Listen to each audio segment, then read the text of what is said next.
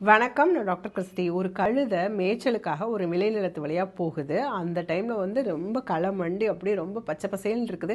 இந்த கழுதைக்கு பயங்கர குஷி ஆயிடுச்சு. ஆஹா, சுற்றி எங்கே பார்த்தாலும் பச்சை பசேல் இருக்கே அப்படின்னு சொல்லிட்டு ரொம்ப சந்தோஷப்படுது.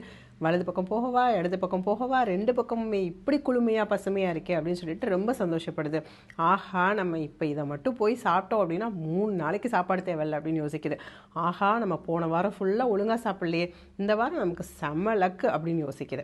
இப்போ இதை சாப்பிட்டுட்டு நல்லா ஒரு தூங்கினா சூப்பராக இருக்கும் அப்படின்னு யோசிக்குது. இந்த சாப்பாடை நம்ம சாப்பிட்டு முடிச்சுட்டு ஃப்ரெண்ட்ஸ் கிட்டலாம் போய் நான் சூப்பராக சாப்பிட்டேன், பயங்கர விருந்து கிடச்சிச்சு அப்படின்னு சொல்லிட்டு நம்ம பெருமை பீத்தணும் அப்படின்னு சொல்லுது. இப்படி ஒன்று யோசிச்சே டயர்டான கழுதை ஒரு மரத்தடியில் போய் அக்கடான்னு படுத்து தூங்கிடுது. அது தூங்கி 3 மணி நேரம் கழித்து எந்திரிச்சு பார்த்தா அந்த விவசாயி அந்த விளைநிலத்தை நல்லா உழுது போட்டுட்டார். தூங்கி எந்திரிச்சு பார்த்தா இதுக்கு பக்குங்குது. ஆஹா, பச்சை பசையில் இருந்தது எல்லாம் தொளி அடித்து இப்படி அப்படியே காடு ஃபுல்லாக மண்ணாக கிடக்குதே, என்னோட ஆசையெல்லாம் மண்ணாக போயிடுச்சே அப்படின்னு சொல்லிட்டு புலம்பிச்சான்.